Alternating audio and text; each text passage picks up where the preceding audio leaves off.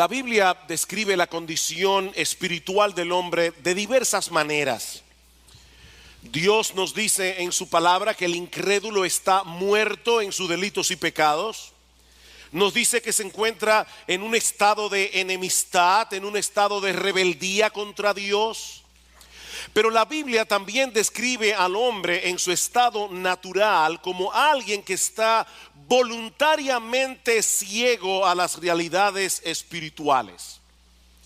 Para muchas cosas el hombre tiene visión, mucha visión, pero es incapaz de percibir el estado real en que se encuentra su alma delante de Dios, y mucho menos es incapaz de desear el remedio que Dios ha provisto.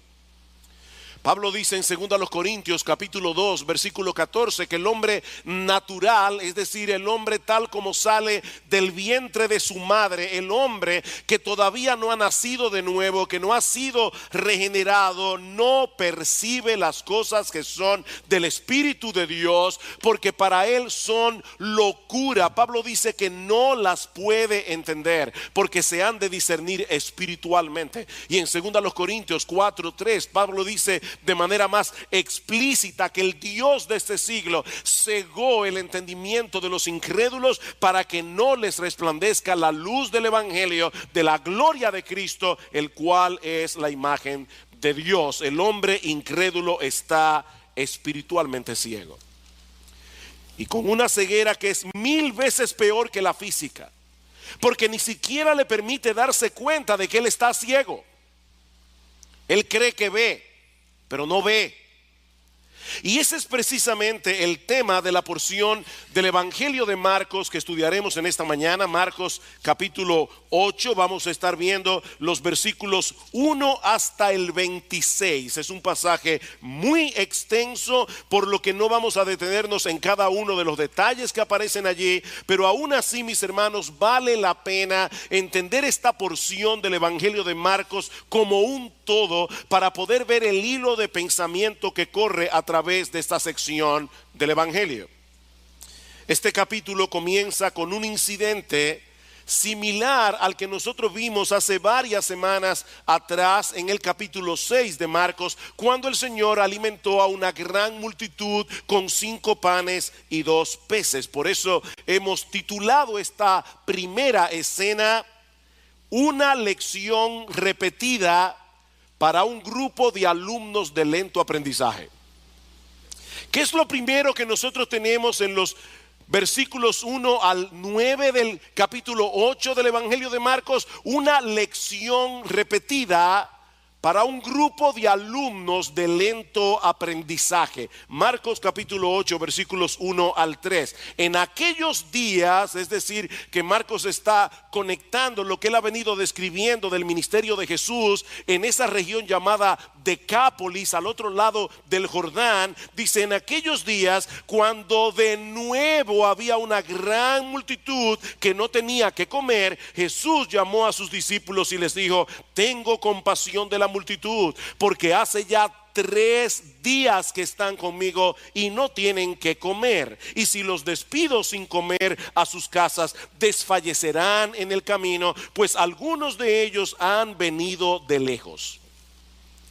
El Señor Jesucristo se encuentra todavía, como decía hace un momento, en esta región de Decápolis con sus discípulos, un territorio poblado mayormente por gentiles. Y Marcos nos dice que una vez más, de nuevo, dice en el versículo 1, se reunió en torno a él una gran multitud que no tenía que comer.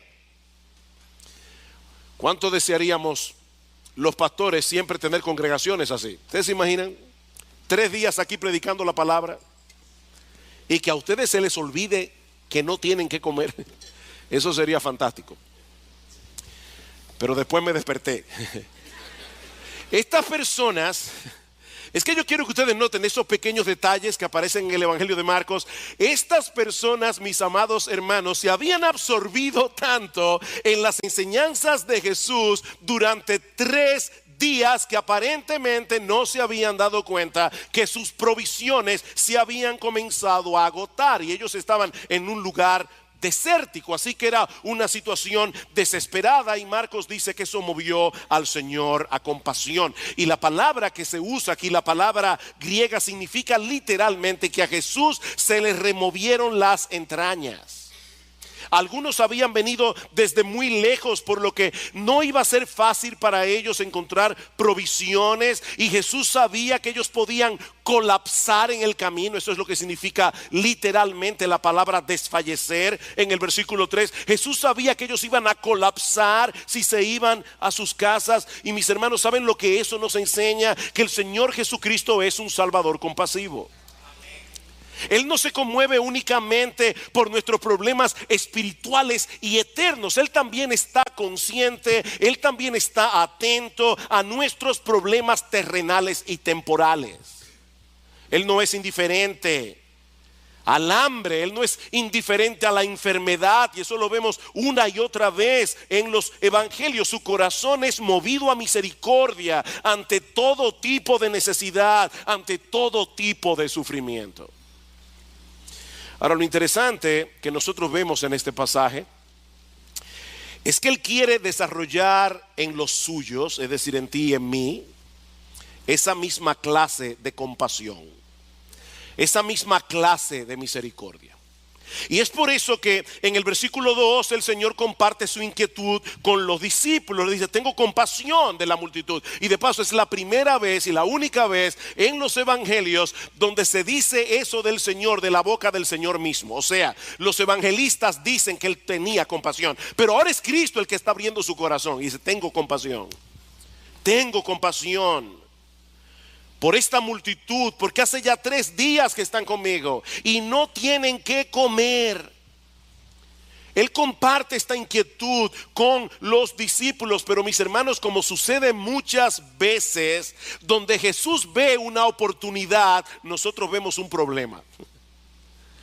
Y cuando vemos el problema, perdemos la oportunidad. ¿Cómo reaccionaron los discípulos? Versículo 4. Sus discípulos les respondieron: ¿y dónde podría alguien encontrar lo suficiente para saciar de pan a estos que están aquí en el desierto? De verdad que hay momentos que uno está leyendo los evangelios y uno saca exclamaciones. Yo no sé tú, pero a veces yo digo: ¿what? Déjame hacerte una pregunta.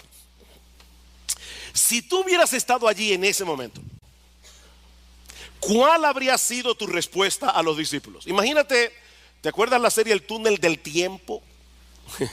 Algunos se acordarán. Bueno, imagínate que tú puedes tomar el túnel del tiempo y llegar a ese momento particular con el conocimiento que tú tienes ahora de los evangelios, y más particularmente con el conocimiento que tienes del evangelio de Marcos, y escuchas a los discípulos hacerle esta pregunta a Jesús: ¿de dónde vamos a sacar comida para que coman todos estos? ¿Qué tú les habrías respondido? Bueno, yo no sé tú, pero probablemente yo les hubiera dicho: ¿cómo que de dónde? De ese Señor de gloria que puede multiplicar unos cuantos panes y unos cuantos peces y convertirlos en un banquete. Jesús puede hacer eso. Bien, esa es la respuesta correcta. Pero ¿saben qué, mis amados hermanos? Yo me temo que de haber estado allí, lo más probable es que tú y yo habríamos reaccionado exactamente como ellos lo hicieron. Exactamente. Tenemos un serio problema, tú y yo tenemos un serio problema para aplicar lo que conocemos del Señor.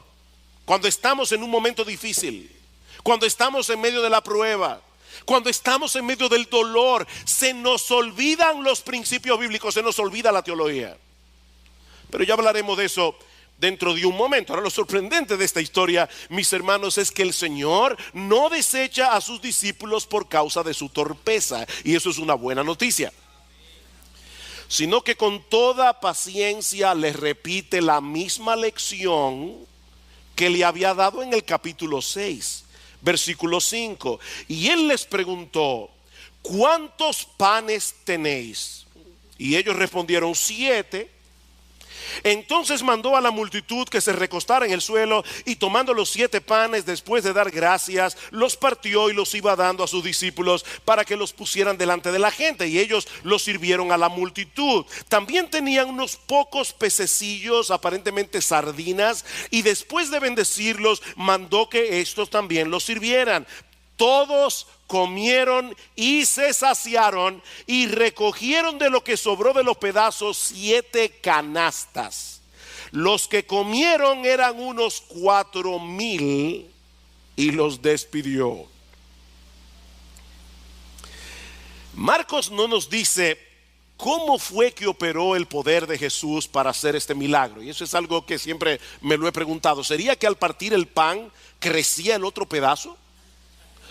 ¿O sería que en la canasta donde estaban los 7 panes y los pocos pececillos comenzaron a aparecer de la nada panes y peces? Nosotros no lo sabemos. Y ¿saben qué, mis amados hermanos? No tiene la menor importancia, porque sea de un modo o de otro, el punto es que el Señor alimentó milagrosamente a un montón de personas con 7 panes y unos pocos pececillos. Es el mismo que en el principio creó de la nada con el poder de su palabra los cielos y la tierra. Él estaba allí ese día, encarnado en persona, y sigue siendo el mismo en el día de hoy.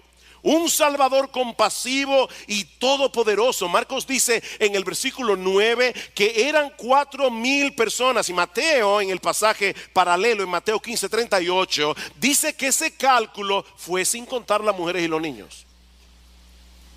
¿Cuántas personas habían allí? Probablemente más de 15,000. Y aún así sobraron 7 canastas llenas de comida. Y de paso, mis hermanos, la palabra que usa Marcos aquí para canasta no es la misma que se usa en el pasaje anterior, en el capítulo 6. Esta era una canasta, como nosotros tenemos una fuerte influencia norteamericana. Creo que ustedes van a entender esto. Es un hamper, eso es lo que significa la palabra griega. Es una canasta lo suficientemente grande para que quepa un hombre entero dentro de ella. Es la misma palabra que aparece en Hechos capítulo 9 versículo 25, cuando dice Lucas, que Pablo tuvo que ser descolgado del muro de Damasco en una canasta. Así que es probable que en esta ocasión hayan recogido más panes y más peces que en el milagro anterior. Mis hermanos, ¿qué aprendemos de esta escena? Que nuestro Dios tiene el poder para proveer para todas nuestras necesidades conforme a sus riquezas en gloria en Cristo Jesús, como dice Pablo en Filipenses 4. Él es un Dios confiable, Él es un Dios poderoso, Él es un Dios compasivo. Nosotros podemos echar nuestras cargas, podemos echar nuestras ansiedades sobre Él, porque Él tiene cuidado de nosotros, como dice el apóstol Pedro. Lamentablemente e increíblemente, hay muchos que no quieren a ese Salvador reinando en sus vidas. Y por eso cierran sus ojos a toda evidencia, como vemos en la siguiente escena del pasaje, que yo he titulado Palabras de juicio para un grupo de ciegos que no quiere ver.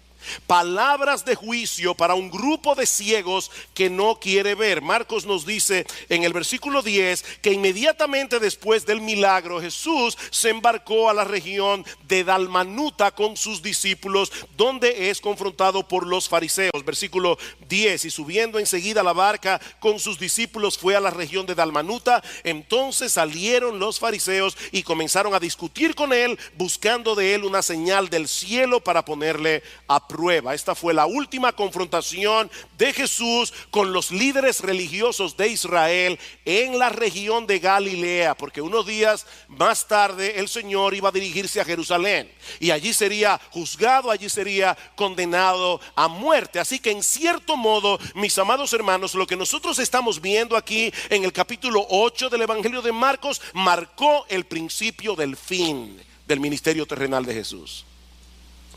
Y es interesante notar que los fariseos fueron a buscar a Jesús para discutir con él. No fue que se encontraron con Jesús por accidente. Ellos andaban detrás de Jesús. ¿Y saben por qué andaban detrás de Jesús? Porque estos hombres no soportaban el evangelio de la gracia. Ellos andaban detrás de Jesús porque ellos estaban tan absortos en su propia justicia que ellos odiaban el evangelio. El evangelio era un insulto para estos hombres. Y ellos veían a las personas yéndose detrás de Jesús y estaban preocupados y querían desacreditar al Señor delante de todo el mundo. Y por eso es que le piden una señal del cielo. ¿Notaron eso? Danos una señal del cielo. Y ese detalle es importante. Los judíos pensaban que Satanás podía imitar los milagros de Dios siempre y cuando se tratara de cosas que ocurrían aquí en la tierra. Pero ellos creían que Satanás no puede imitar los milagros que ocurren en el cielo. Y eso es precisamente lo que ellos están pidiendo aquí. No vengas con esos milagros que tú haces aquí en la tierra, porque ya sabemos que el diablo puede hacerlos también. Haz algo verdaderamente extraordinario, algo que tenga que provenir directamente del trono de Dios. Detén el sol como hizo Josué en Gabaón, o haz que llueva fuego del cielo como hizo Elías. Eso es lo que nosotros queremos, una señal del cielo. No venga con un milagrito aquí, no. ¿Cuál fue la respuesta de Jesús a esta ridícula petición? Versículo 12. Suspirando profundamente en su espíritu, dijo: ¿por qué pide señal esta generación? En verdad os digo que no se le dará señal a esta generación. Y dejándolos, se embarcó otra vez y se fue al otro lado. Mira, si tú vas delante de alguien y le demandas algo y su reacción es un profundo suspiro, déjame decirte algo, puedes estar seguro que lo que sigue no será nada bueno.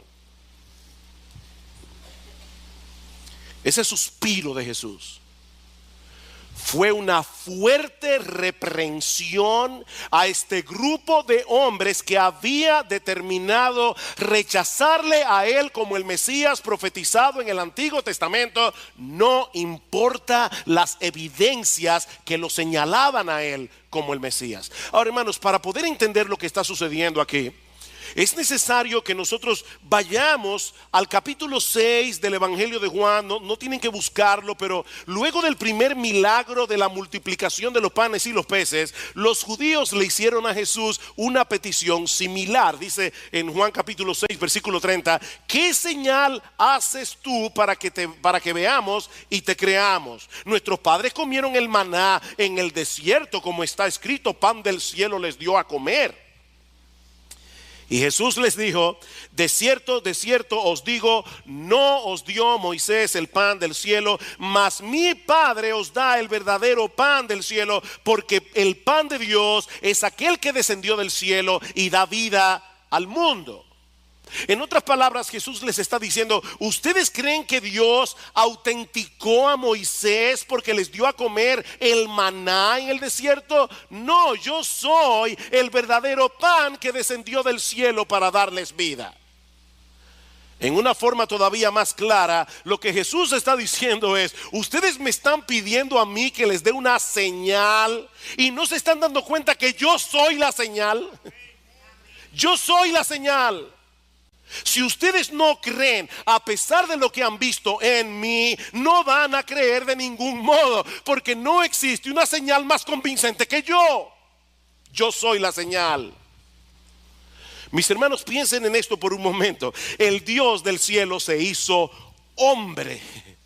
¿Ustedes se imaginan eso? El Dios del cielo se hizo hombre. El Dios del cielo vivió una vida perfecta. El Dios del cielo llevó a cabo milagros extraordinarios como la multiplicación de los panes y los peces. Predicó la palabra como nunca nadie lo ha hecho ni lo hará jamás. Y todavía le estaban pidiendo evidencias de que él era un enviado de Dios. ¿Saben por qué Jesús no respondió a la demanda de los fariseos porque ellos no necesitaban más pruebas, ellos necesitaban arrepentimiento. Ellos no necesitaban más pruebas. Leí en estos días algo que dijo el famoso ateo, pensador francés Voltaire. Él dijo una vez, oigan esto, si aún llegara a suceder que ocurriera un milagro en un mercado abierto ante 1.000.000 de testigos confiables, preferiría desconfiar de mis sentidos que admitir el milagro. ¿Qué les parece? ¿Cuál es el peor ciego? El que no quiere ver. No hay peor ciego que el que no quiere ver. Esa es la acusación de Pablo a toda la raza humana en el capítulo 1 de su carta a los romanos. Dios se ha revelado a través de la creación y lo ha hecho de una manera inconfundible, pero el hombre ha decidido detener con injusticia la verdad. El hombre detiene con injusticia la verdad. Él sabe que Dios existe, él sabe que Dios creó los cielos y la tierra, él lo sabe en el fondo de su corazón, pero él pretende vivir como si no lo supiera. Él se hace el tonto. Yo decía, ayer puse un Twitter. Sí, yo uso Twitter. Un Twitter que decía, no es por ser más inteligente que los incrédulos son incrédulos, es porque son deshonestos intelectualmente. Son deshonestos intelectualmente. En Juan capítulo 3 dice, la luz vino al mundo. Ese es el problema, la luz vino al mundo. ¿Y qué hicieron los hombres? Amaron más las tinieblas que la luz. Mis hermanos, eso es trágico. Esta petición ridícula de los fariseos evidenciaba tal dureza de corazón, tal obstinación contra la verdad, que no valía la pena hacer el menor esfuerzo para tratar de convencerlos de lo contrario. Marcos dice que el Señor los dejó y se fue hacia el otro lado del mar. Y mis hermanos, esto no fue un simple traslado de un lugar a otro, esto fue un abandono. Esa es la idea. El Señor es muy paciente, muy paciente. Pero mi amigo, si tú estás aquí sin Cristo, déjame darte una advertencia muy sobria, muy solemne. Hay un momento en que el incrédulo traspasa una línea de no retorno. Una línea conocida únicamente por Dios. Cuando termina toda oportunidad de arrepentimiento, ese día los fariseos cerraron para siempre las puertas de salvación para ellos. Para siempre. Probablemente no volvieron a ver a Jesús nunca más. Esto es trágico. Pero el texto no termina allí. Marcos también nos narra otro incidente que nos revela otro tipo de ceguera espiritual, una ceguera que afecta a los creyentes. Los líderes religiosos de Israel estaban completamente ciegos, estaban voluntariamente ciegos, pero ahora Marcos quiere hacernos ver que los discípulos también tenían un serio problema en su entendimiento de las cosas. Por eso yo he titulado la siguiente escena, unas palabras de reprensión para un grupo de creyentes con miopía espiritual. Unas palabras de reprensión para un grupo de creyentes con miopía espiritual. El Señor y los discípulos se van en la barca al otro lado del mar, pero Marcos nos dice en el versículo 14 que se habían olvidado de traer panes para todo el grupo. De hecho, Marcos incluye el detalle de que había un solo pan en la barca para 13 hombres, bien comidos, pescadores, hombres que hacían mucha fuerza física.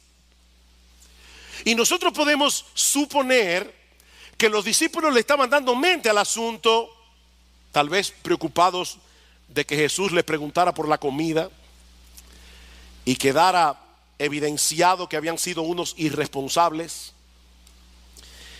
En ese contexto, el Señor les da la advertencia que encontramos en el versículo 15.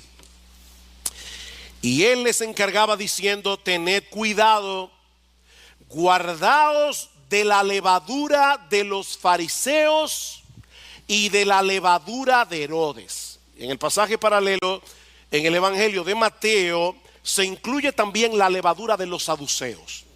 Así que si tomamos los dos pasajes, Jesús les dijo: tengan cuidado con la levadura de los fariseos, con la levadura de los saduceos y con la levadura de los herodianos. Estos eran los tres grupos de influencia en la sociedad judía de aquel tiempo. Los fariseos eran los legalistas, aquellos que se querían salvar a través de su obediencia, aquellos que creían ganarse el favor de Dios a través de rituales, a través de su obediencia a los 10 mandamientos. Luego estaban los saduceos. Los saduceos eran los teólogos liberales de aquellos días, aquellos que no aceptaban la inspiración total del Antiguo Testamento. Y luego estaban los herodianos. Los herodianos fácilmente se hubieran postulado en las elecciones de República Dominicana y habrían ganado muchos votos. Eran los secularistas de la época.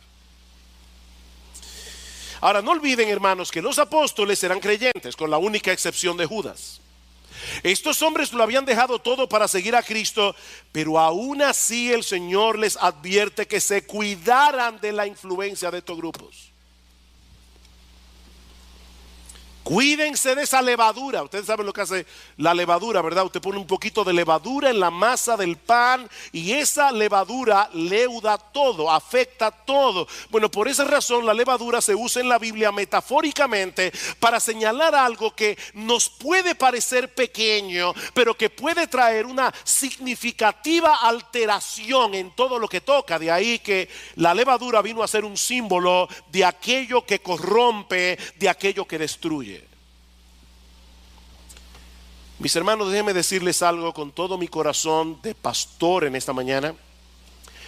Nadie, incluyendo el mismo que está predicando, nadie aquí es inmune al legalismo. De hecho, si tú quieres ver a un legalista, mírate al espejo. Nosotros todos somos legalistas en recuperación. Es increíble cómo escuchamos una y otra vez el mensaje del evangelio y la tendencia del corazón es a querer ganarnos el favor de Dios a través de lo que hacemos. Cuidado con la levadura de los fariseos. Iglesia bíblica del Señor Jesucristo, en el siglo XXI, cuídense de la levadura de los fariseos. Es dañina, es terrible en la vida de un cristiano. Pero cuídense también de la levadura de los saduceos. Cuídense, hermanos, de todas esas voces que están hoy día atacando la infalible palabra de Dios. En estos días alguien nos mandó por WhatsApp un artículo que alguien había escrito y decía: ¿alguien le puede responder a esta persona diciendo que qué están hablando los religiosos basándose en un libro anticuado, en un libro arcaico, cuando los religiosos han demostrado que son unos hipócritas? No me pude contener y puse otro Twitter. No recuerdo exactamente cómo decía, pero era algo como esto: la hipocresía siempre estará presente en todo grupo religioso, pero Jesús sigue siendo la verdad y la Biblia sigue siendo su palabra. Cuidado, hermanos, con la levadura de los saduceos. Cuidado con la levadura de los herodianos. Cuidado, hermanos, con la mundanalidad. ¿Saben que muchas personas, queriéndose cuidar del legalismo, se arrojan en los brazos de la mundanalidad? Y ninguna de las dos cosas son buenas, son terribles para el alma, son levadura que corrompen. Y si no estamos alertas, mis queridos hermanos, si no estamos en guardia, fácilmente podemos ser arrastrados por cualquiera de estos vientos de doctrina, como dice Pablo en Efesios 4. Pero ese no es el punto central de esta historia, así que debo resistir la tentación y no seguir hablando de este tema. Porque el punto principal de esta historia es la reacción de los discípulos a la advertencia de Jesús. Versículo 16. Y ellos discutían entre sí que no tenían panes. Hermanos, no pierdas el hilo de la historia para que entiendas lo que está sucediendo aquí. Y por eso es que quise predicar de estos 26 versículos juntos, porque es que están conectados. El Señor acaba de repetir el milagro de la multiplicación de los panes y los peces, no se olviden eso. Pero cuando los discípulos se dan cuenta que solo tenían un pan en la barca, comienzan a preocuparse. ¿Alguna vez a ti te ha pasado que tú estás tan preocupado por algo que todo lo que escuchas lo interpretas a la luz de esa preocupación, aunque no tenga nada que ver con eso? Yo creo que eso fue lo que pasó aquí. Los discípulos estaban tan preocupados por el tema del pan que desde que ellos escucharon la palabra levadura no escucharon nada más. Increíble. Miren, mis hermanos, déjenme decirles algo. Nuestras preocupaciones terrenales no se quedan fuera cuando ustedes vienen a la iglesia. Ellas entran con ustedes aquí y se sientan con ustedes aquí en el servicio de adoración. Y si no estamos alerta, nuestras preocupaciones pueden anular el impacto de la predicación de la palabra de Dios en nuestros corazones. Dice en Marcos capítulo 4 versículo 19 que las preocupaciones por las cosas de este mundo ahogan la palabra y la hacen estéril, la hacen infructuosa. Pregunta: ¿cómo podemos combatir eso? Pero yo pienso que la respuesta se encuentra en el pasaje paralelo otra vez en el Evangelio de Mateo. Dice en Mateo capítulo 16 versículo 18 que el Señor introdujo estas preguntas que aparecen en Marcos capítulo 8 diciendo a los discípulos: hombres de poca fe. Esa frase no la incluye Marcos. Hombres de poca fe, ¿por qué discutís entre vosotros que no tenéis pan? Ahí está la clave. El Señor estaba hablando de algo tan serio, pero ellos no pudieron entenderlo por causa de su incredulidad. La preocupación que tenían por la falta de pan no era más que un resultado de su falta de fe. Y esa falta de fe que producía preocupación entorpecía su entendimiento. Versículo 17. Dándose cuenta, Jesús le dijo: ¿por qué discutís que no tenéis pan? ¿Aún no comprendéis ni entendéis? ¿Tenéis el corazón endurecido? El Señor quiere despertar a sus discípulos a la realidad de que un corazón regenerado, un corazón nacido de nuevo, puede padecer cierto grado de endurecimiento, puede padecer cierto grado de insensibilidad espiritual que no nos permite entender ni asimilar la palabra de Dios. Versículo 18. Teniendo ojos no veis, y teniendo oídos no oís. Ellos tenían ojos, ellos tenían oídos. Cristo les había abierto los ojos en la conversión, pero no estaban viendo. Déjenme hacerles una pregunta, hermanos.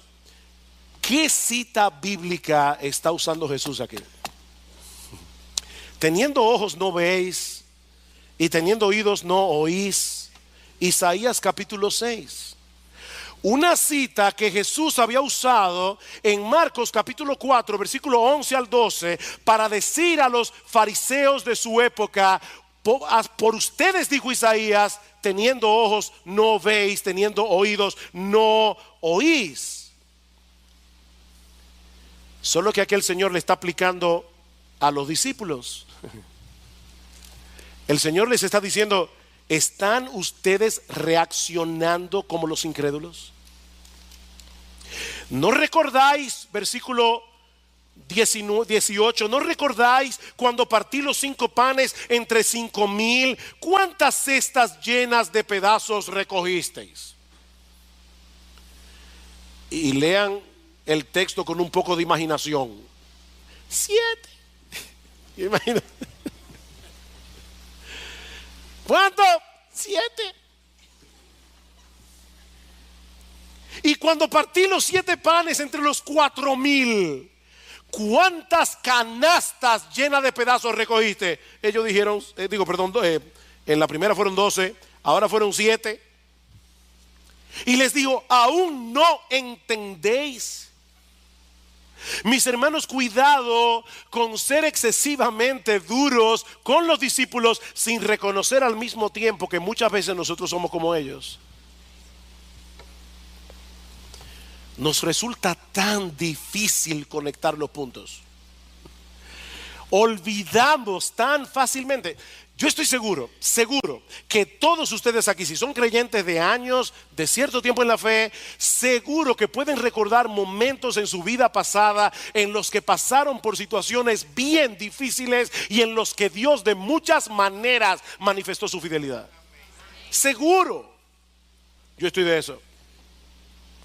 Pero entonces viene otro problema.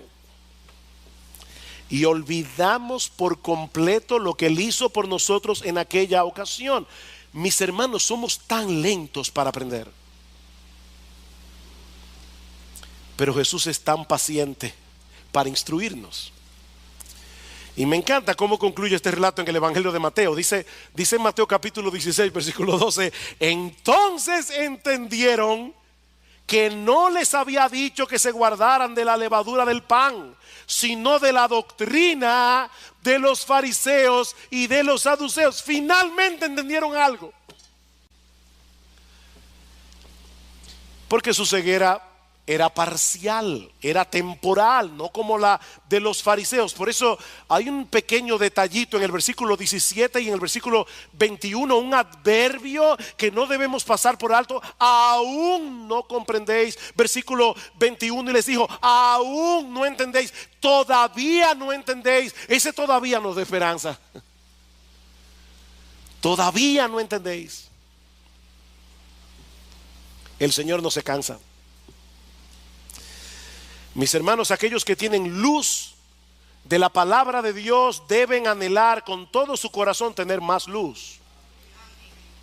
Deben orar fervientemente. Ustedes recuerdan esa oración de Pablo en Efesios capítulo 1 versículo 18, luego que Pablo ha dicho: bendito el Dios y Padre de nuestro Señor Jesucristo, que nos bendijo con toda bendición espiritual en los lugares celestiales en Cristo, según nos escogió en Él desde antes de la fundación del mundo, para ser santos y sin mancha delante de Él en amor, habiéndonos predestinado para ser adoptados hijos suyos a través de nuestro Señor Jesucristo. Y va detallando bendición tras bendición tras bendición. Pero cuando llegamos a la mitad del capítulo 1, ¿qué hace Pablo? Orar por los efesios y pedir que el entendimiento de ellos sea abierto, que el entendimiento de ellos sea iluminado, para que nosotros podamos tener una mejor comprensión de todas las bendiciones que Dios ha derramado sobre nosotros.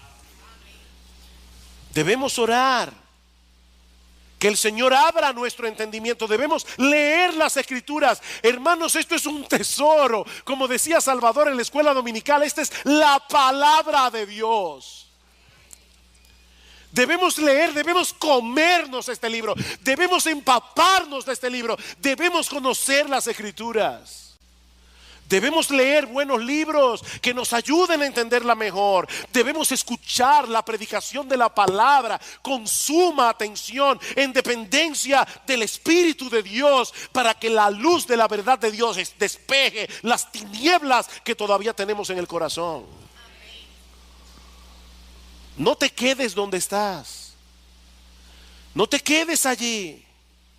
Necesitas seguir profundizando en tu entendimiento de Dios. Necesitas seguir entendiendo el Evangelio. Necesitas seguir entendiendo cuál es la voluntad de Dios para ti. Pablo ora por los colosenses en Colosenses capítulo 1 versículo 9 al 10, para que crezcáis en el conocimiento, en el entendimiento de su voluntad.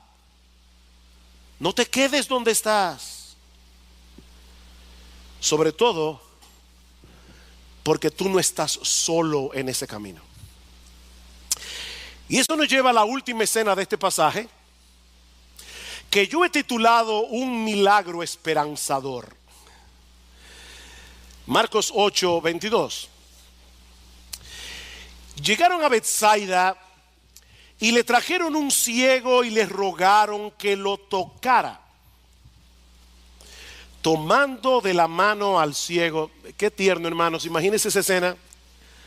Al Señor Jesús tomando la mano de este hombre y llevándolo lejos de la multitud, dice, tomando de la mano al ciego, lo sacó fuera de la aldea y después de escupir en sus ojos y de poner las manos sobre él, le preguntó, ¿ves algo? Y levantando la vista dijo, veo a los hombres, pero los veo como árboles que caminan. Entonces Jesús puso otra vez las manos sobre sus ojos y él miró fijamente y fue restaurado y lo veía todo con claridad. Y lo envió a su casa diciendo, ni aún en la aldea entres. Yo no creo que haya sido por casualidad que Marcos incluyera este milagro precisamente en este punto de la historia. Recuerden lo que decíamos cuando empezamos esta serie. Los evangelios son biografías teológicas. Ellos no están narrando cronológicamente la vida de Jesús. Ellos están tomando lo que ellos quieren tomar para darnos una enseñanza. Y es importante entender eso porque la narración de este milagro es exclusiva de Marcos. No aparece en ningún otro de los evangelios. Así que Marcos lo mencionó por una razón, en ese punto. De hecho, este es el único milagro registrado en los evangelios hecho por Jesús en dos etapas. Todos los milagros del Señor fueron instantáneos. Jesús le dijo a Lázaro en la tumba, Lázaro, ven fuera. Y de inmediato salió de la tumba y no medio vivo. Salió completamente vivo. Instantáneamente. El Señor calmó el mar en tempestad de una sola vez. Cada milagro fue así, excepto la sanidad de este ciego en Betsaida. ¿Por qué el Señor sanó a este hombre en dos etapas? Bueno, antes de responder esa pregunta, veamos brevemente el milagro. Brevemente, unas personas se acercan a Jesús trayendo a un ciego, les ruegan que lo sane. El Señor, ya vimos, lo toma de la mano, lo saca fuera de la aldea, probablemente para no hacer de esta sanidad un espectáculo. Jesús quería tratar con este hombre de una manera muy personal. Y una vez se aleja de la multitud, el Señor hace algo bien extraño. Niños, este fue Jesús, no hagan eso con otros. Como dicen a veces los anuncios de cosas peligrosas, no intenten hacer esto en casa. ¿Qué hizo el Señor? Escupió los ojos del ciego. De hecho, ya nosotros habíamos visto que el Señor había hecho algo similar en Marcos capítulo 7 cuando sanó a un tartamudo. Probablemente, recuerden, este hombre está ciego. El Señor quería que él percibiera de una forma tangible, algo va a pasar con mis ojos. Así que el Señor escupe los ojos del ciego y lo toca con su mano. Y así el ciego puede depositar su fe en él. Algo va a pasar. Jesús le pregunta, ¿tú ves algo? Y él dice, veo los hombres, pero como árboles que caminan. En otras palabras, él había comenzado a ver, pero todavía su visión era borrosa, la sanidad era incompleta.